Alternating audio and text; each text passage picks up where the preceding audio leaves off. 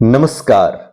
आप सुन रहे हैं द माइथोलॉजी रेडियो और आज के इस पॉडकास्ट में कहानी उन सैनिकों महारथियों की, उन पत्नियों की जो पांडवों और कौरवों के युद्ध में विधवा हो गई।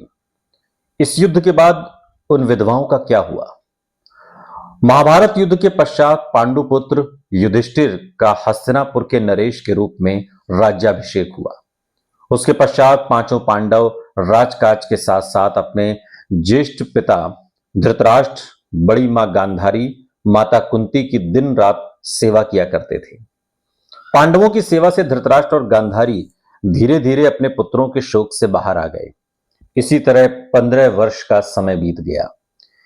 एक दिन धृतराष्ट्र ने युधिष्ठिर से कहा कि हे युधिष्ठिर, अब हम अपना बचा हुआ जीवन वन में बिताना चाहते हैं, इसलिए हमें जाने की आज्ञा दो। अपने ज्येष्ठ पिता की बातों को सुनकर युधिष्ठिर दुखी हुए, परंतु विदुर के समझाने पर उन्होंने धृतराष्ट्र सहित गांधारी, माता कुंती और विदुर को वन में जाने की आज्ञा दे दी। उसके अगले दिन धृतराष्ट्र, गांधारी, कुंती, विदुर और संजय सन्यासी का रूप धारण कर वन को प्रस्थान कर गए। उसके पश्चात पांचों पांडव हर समय अपनी प्रजा की सेवा में लगे रहते। पांडवों की सेवा से हस्तिनापुर की प्रजा तो खुशहाल थी, लेकिन युद्ध में विधवा हुई स्त्रियां अपने पति के शोक में अक्सर रोया करती थीं, पर इसका आभास अपने राजा को न होने देती थी। कुछ समय के पश्चात एक दिन पांडवों में सबसे छोटे सहदेव को माता कुंती से मिलने की इच्छा हुई। सहदेव ने अपनी इच्छा शेष चारों पांडव भाइयों को बताई।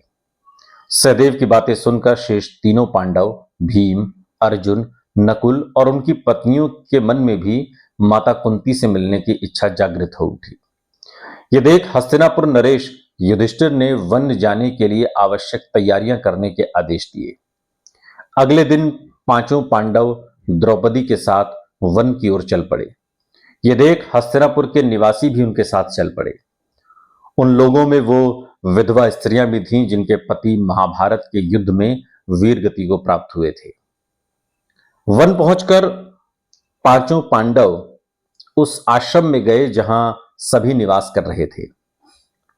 बांकी के हस्तिनापुर निवासी उसी आश्रम के आसपास निवास करने लगे।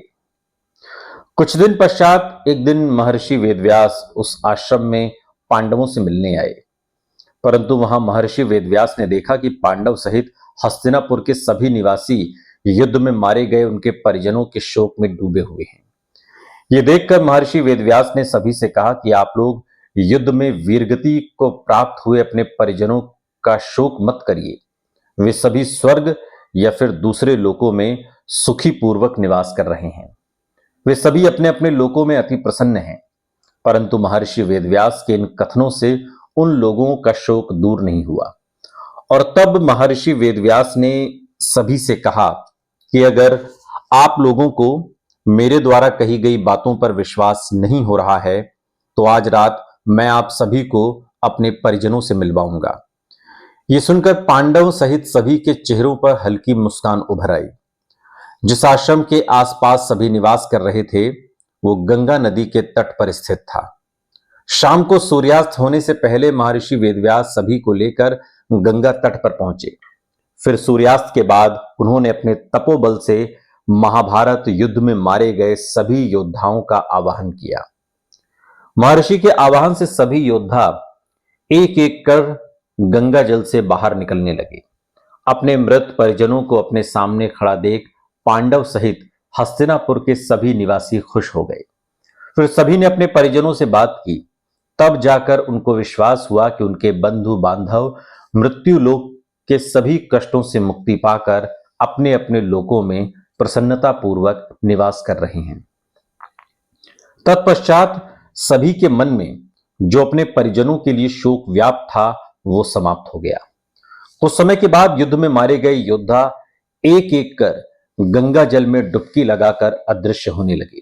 ये देख महर्षि वेदव्यास ने विधवा स्त्रियों से कहा कि जो स्त्रियां अपने पति के साथ उनके लोक में जाना चाहती हैं वो गंगा के इस पवित्र जल में अपना जीवन त्याग करके जा सकती हैं।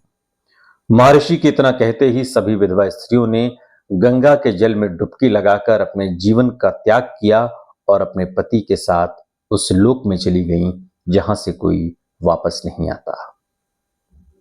सुनते रहिए द माइथोलॉजी रेडियो, सुनता है सारा इंडिया।